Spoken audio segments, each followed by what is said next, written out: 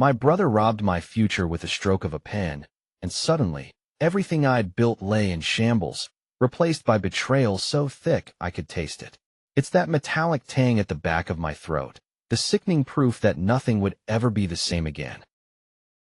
The moment I discovered the truth felt like the floor had vanished beneath my feet. 1 minute, I was grounded in the world I thought I knew. The next, plummeting through a chasm of betrayal. My brother, my own flesh and blood, had found a way to siphon off the life I'd carefully envisioned, using nothing more than a scrap of paper and my forged signature. Our father's legacy had been a sanctuary of memories and a promise of security that we had clung to. Ever since that night, we huddled together as children at the sound of our parents' muted arguments. I never thought it would come to this, that the family home and the greener pastures I had imagined for my own children would be the very things my brother was fighting to keep from me. It's a difficult story to share, yet telling it might lift the burden, even just a little. My hands trembled slightly as I sat at the cluttered, oakwood desk that still reeked of my grandfather's cologne. Dust motes danced in the slicing shafts of afternoon light as my fingers brushed over the stack of documents. Old paper, thick and musty, felt heavy with the weight of legacy. But it wasn't just paper. It was responsibility. It was history. It was mine. As I sifted through, aligning column after column of legalese, I felt the rhythm settle, a comforting monotony that was suddenly shattered the moment one particular document caught my eye. It was tucked so unceremoniously beneath the others, nearly sticking out like a forgotten page. Instinctively, I picked it up, and it unleashed a chill that gripped me tighter with every second my eyes took to absorb its content. I leaned forward, squinting, as if closing the distance could somehow change the ink on the page. Beneficiary amendment, it declared in bold, and something within me twisted. A tremor of something like a premonition, unwelcome and sharp. My eyes traced the leaping cursive, and dread pooled in my stomach. It was my signature, but a stranger's hand had written it. The script was elegant and deceptive, the swirls and slants an uncanny mimicry of my own. But it wasn't mine. I knew my hand too well, had watched it mumble over clumsy letters too often to be fooled by this fiction. A shallow exhale escaped my lips. It was the only sound in the room, apart from the soft tick of the grandfather clock in the corner. How long had it been ticking like that? Had it always sounded so ominous? Blood thrummed insistently in my ears as I scrutinized the rest of the document. Names, dates, my family's history rewritten in the nefarious hand of someone I could not name. The back of my neck prickled, as if unseen eyes watched me unravel this thread. Questions collided with anger within my chest, making it hard to breathe evenly. Why? Who would do this? The scope of the treachery hadn't fully dawned on me yet, but the betrayal was indisputable. Trust, that fragile and precious currency between us, had been shattered, its pieces scattered irretrievably. It left a void I couldn't immediately estimate. Somewhere, deep in my mind, denial whispered soothingly, urging me to dismiss this as a clerical error, an oversight. Yet, the cold certainty built a creeping fortress around my heart, solidifying with every heartbeat. As I re-examined the damning lines, an eerie quietness filled the room, pressing in around me. It was as if the old house itself was holding its breath, waiting for the inevitable unraveling. My thoughts blurred with possibilities, each darker and more painful than the last. This was more than a mistake. This was deliberate, calculated. As I sat there, my resolve hardened into a decision. I needed to uncover the truth, no matter how deep into the darkness I had to delve. The air was heavy with an unspoken tension as I stood across from him in the crumbling old garage where we spent countless summers fixing bikes and trading secrets. Now, every muffled noise seemed amplified, bouncing off the chipped walls and echoing into the chasm that had opened between us. His head was slightly bowed, eyes flicking upward, trying to meet mine, but darting away like moths avoiding the light. "Is there something you want to tell me?" I asked, my voice steady but lined with the tremor of something about to break. I could almost feel the heat radiating from my chest, a tight coil of anger and hope twisted together, struggling to unravel. He shifted his weight from one foot to the other, kicking at a stray bolt on the dusty floor. "What do you mean?" he mumbled, the words an unconvincing attempt at innocence. For a moment, The room seemed to hold its breath, waiting, listening. You know what I mean. I pressed, each word dropping into the silence like stones into a still pond. The pond of trust we once shared was rippling, breaking apart with the ripples of suspicion and deceit. He finally looked up, and what I saw in his eyes chilled me. A flicker of something raw and guilty, a shadow of the brother who had always had my back. It's complicated, he said, a bitter laugh escaping his lips like a cracked facade. How complicated can stealing be? I shot back, regret immediately biting at my words. But I couldn't reel them back in, couldn't soothe the sting they inflicted. My heart pounded against my ribs with a fervor that felt dangerously close to desperation. Do you have any idea how hard things have been? His voice rose, breaking the stale air between us like a hammer. I didn't want to, okay? The confession hung between us, fragile and unsatisfactory, like a secret he'd peeled back just enough to peek at, but not enough to share fully. I wanted to reach out, to pull him back from whatever edge he was teetering on, but that flicker in his eyes told me he was already gone, receding into the depths of choices made in shadows. The brother I knew, the one I trusted, was slipping away, replaced by someone I could barely recognize. I took a step back, the rough concrete gritty under my sneakers, grounding me as much as it distanced me from him. This wasn't you. I whispered, the words sounding foreign and cracked, each syllable a betrayal on my tongue. Whatever you're tangled in, it's pulling you away. He said nothing, allowing the silence to fill the void between us like smoke. As I turned to leave, it struck me how this confrontation had built a wall between us, brick by brick, leaving me on one side with the ghost of who he used to be. The summer light spilled through the leaves, casting flickering patterns on the ground, a dance of shadows and sun. I can almost taste the rich, verdant smell of the grass as we lay sprawled under the old oak tree. Laughter bubbled up from my throat, merging with his, creating a joyful, harmonious melody. Remember, he said, his voice a pitch higher than now, innocent with youth. If we dig down far enough, we might reach China. We never doubted for a second. Our universe was boundless. Every afternoon a portal to adventure.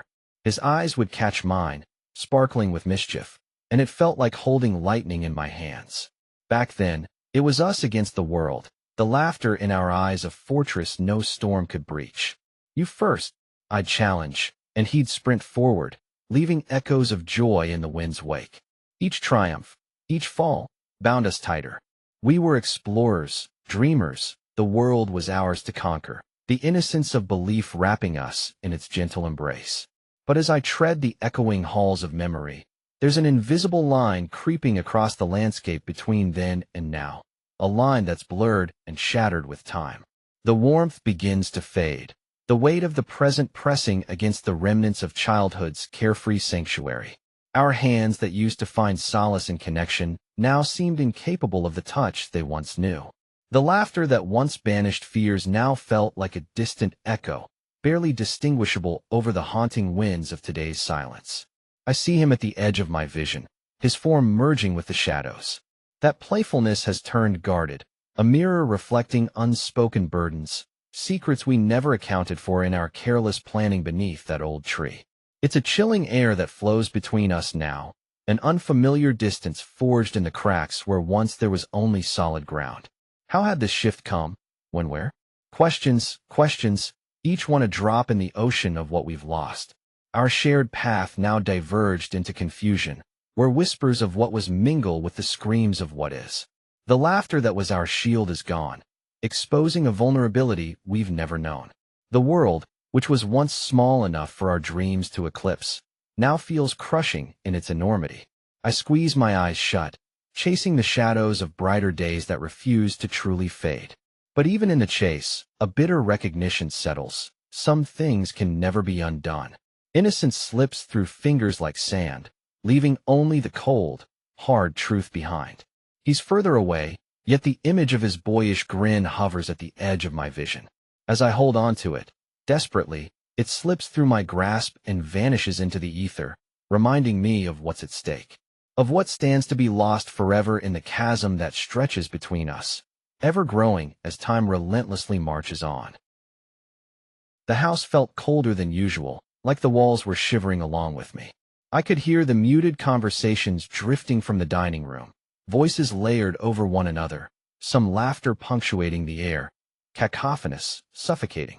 My heart thumped in sync with the distant clock ticking its accusations. I walked in, forcing my feet forward, though each step felt like wading through quicksand.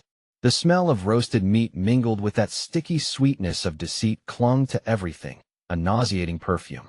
Plates clattered, silverware hitched the laughter into a rhythm that my nerves danced to in erratic beats. I cleared my throat, but the sound was swallowed by the hum of indifference.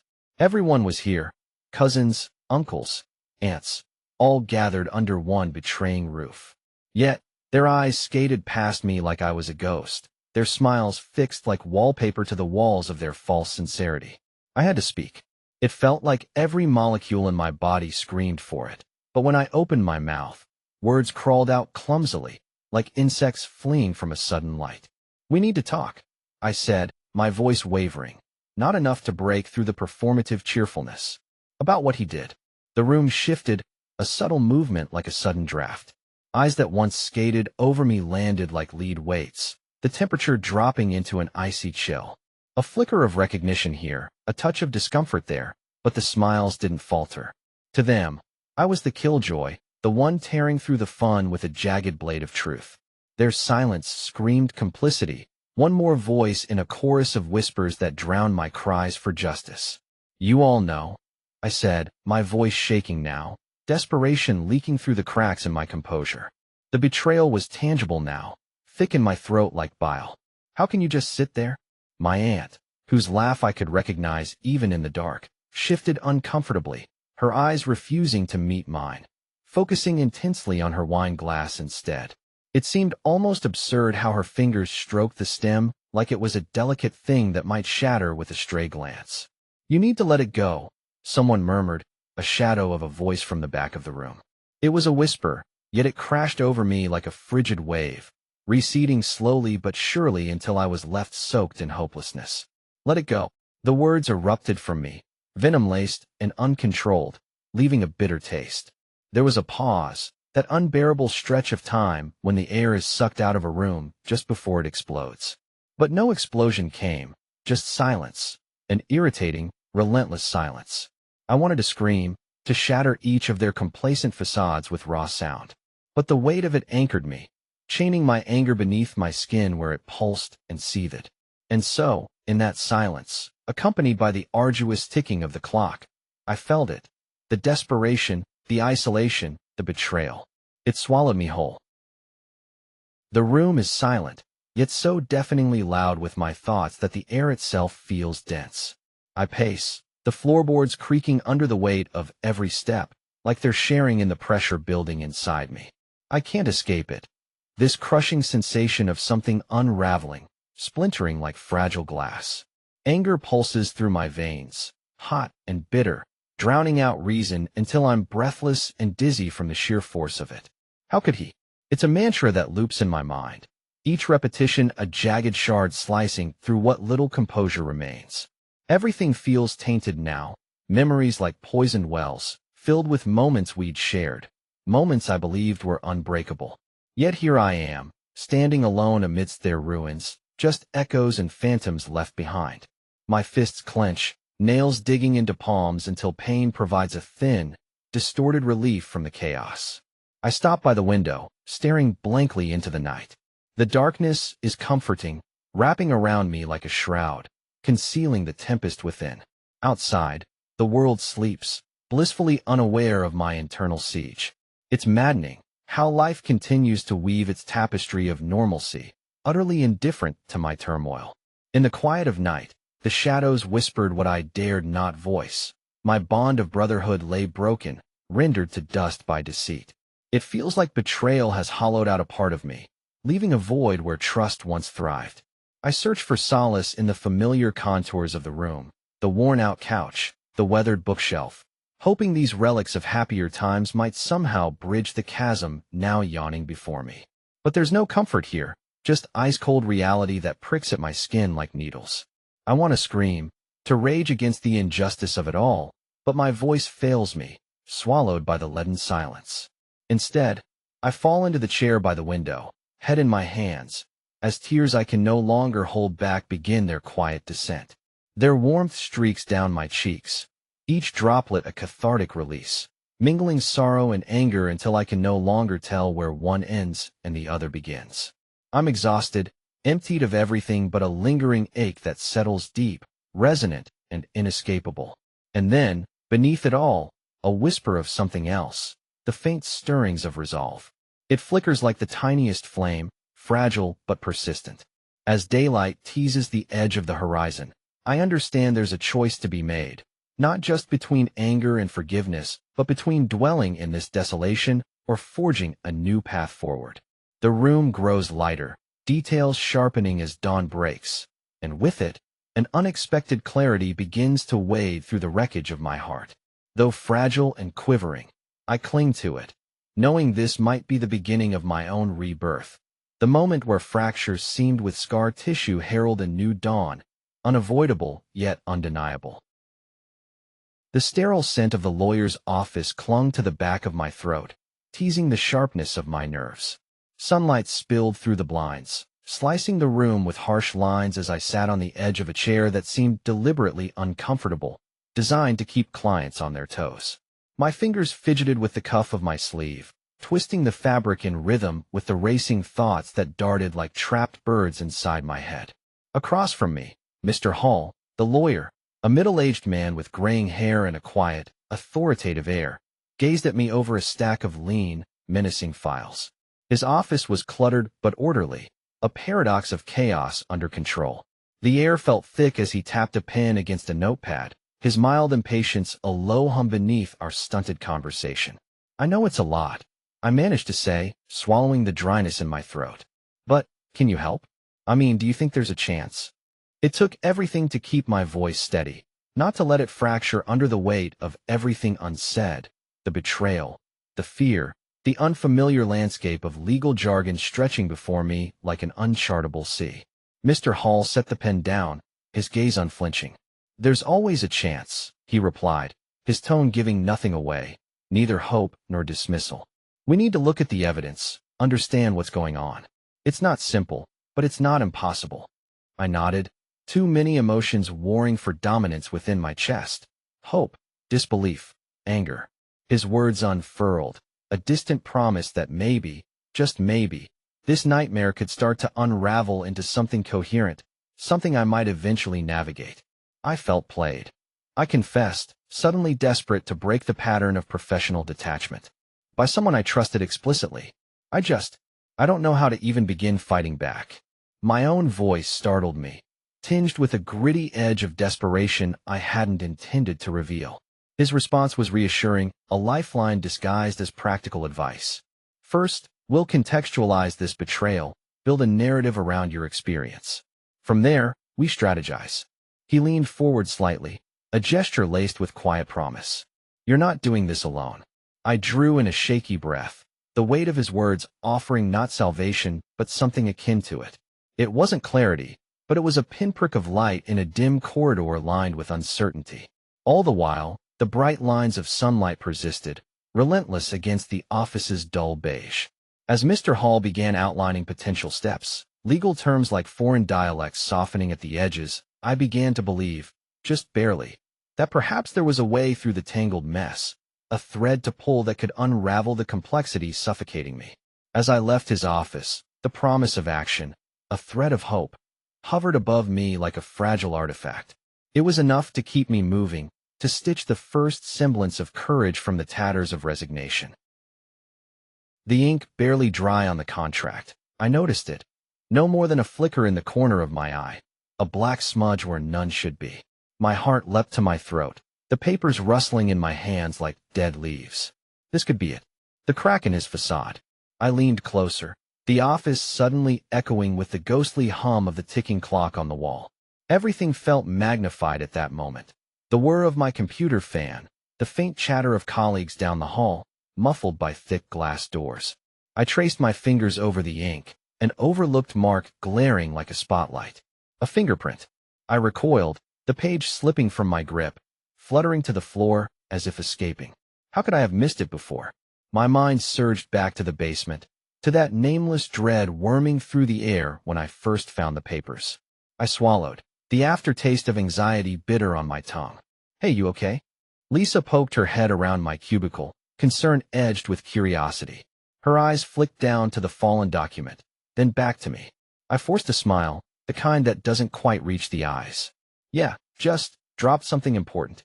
Her presence was a thread of normalcy, tethering me to reality. She disappeared with a nod, yet I could feel the lingering weight of her concern even after she left. I needed her out of earshot for what I had to do next. The familiar fear and secrecy braided with a desperate hopefulness spiraled within me.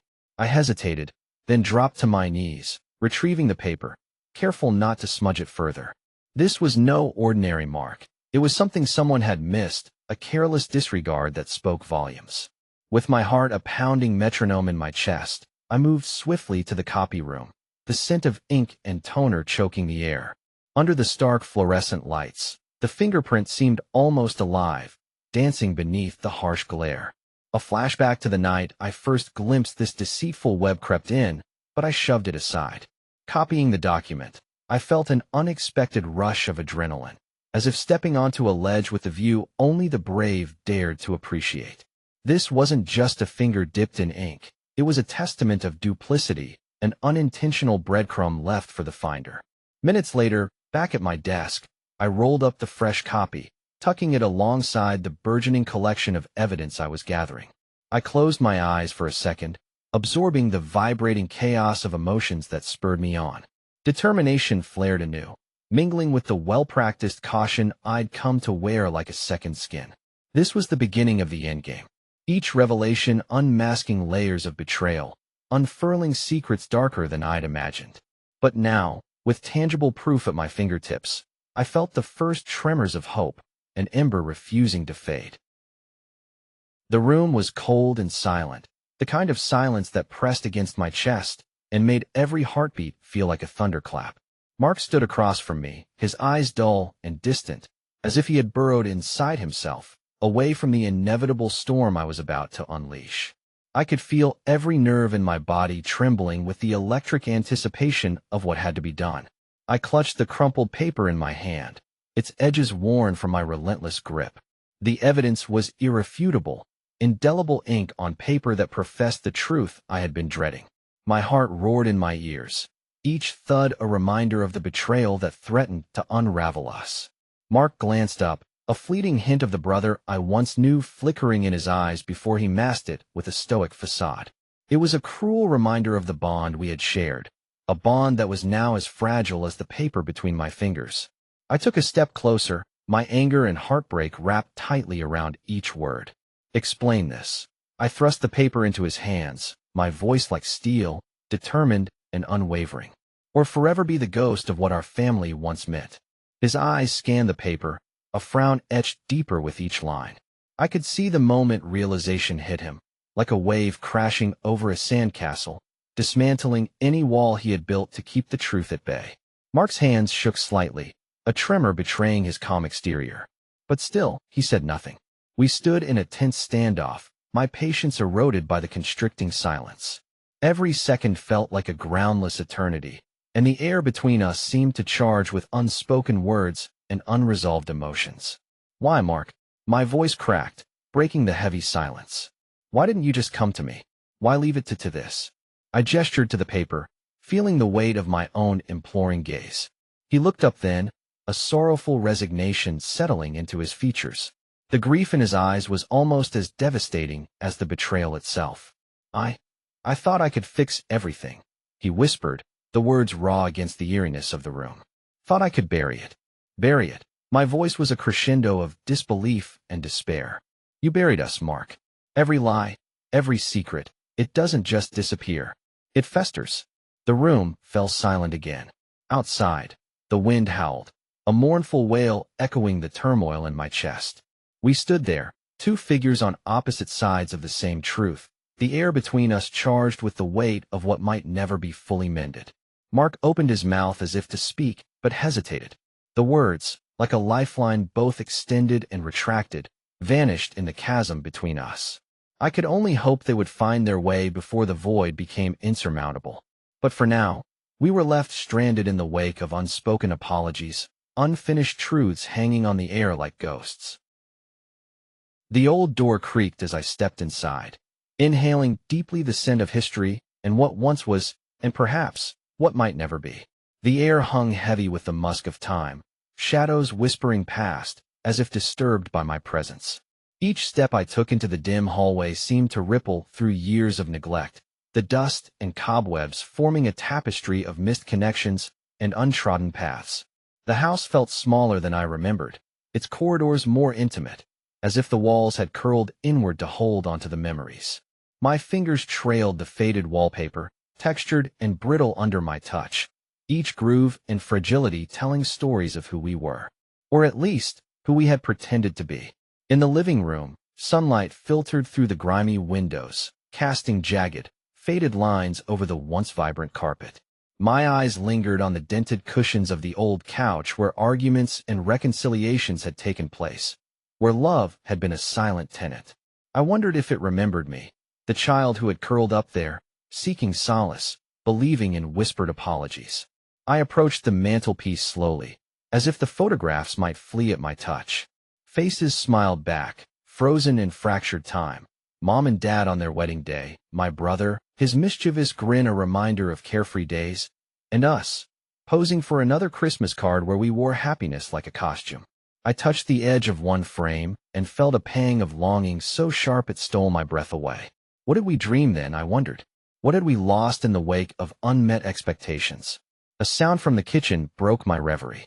The same rhythmic creak of floorboards, my childhood soundtrack, underpinned memories I had both cherished and feared. As I crossed the threshold, the smell of stale spices greeted me. This was where meals had been shared, where secrets slipped between cups of coffee long grown cold. I sat at the wooden table and closed my eyes, letting the echoes of old arguments and laughter envelop me.